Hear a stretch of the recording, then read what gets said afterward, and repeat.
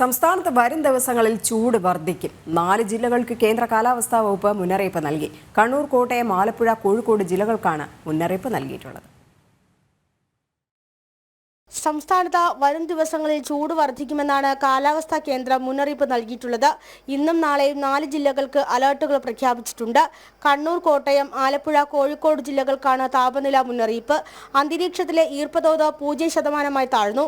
അന്തരീക്ഷ ഈർപ്പം 50%ലേക്കും കുറഞ്ഞുകൊണ്ടിരിക്കുകയാണ്. മണിക്കൂറിൽ 8 കിലോമീറ്റർ വേഗതയിൽ ഉഷ്ണക്കാറ്റിന് സാധ്യതയുണ്ട്.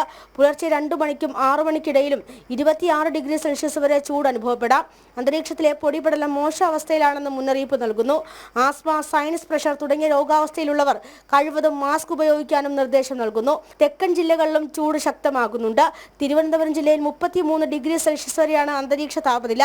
നിലവിൽ മുന്നറിയിപ്പുകൾ നൽകിയിട്ടുള്ള 4 ജില്ലകളിലും 3 മുതൽ 4 ഡിഗ്രി വരെ സാധാരണയിലും കൂടുതൽ ചൂട് അനുഭവപ്പെടാം.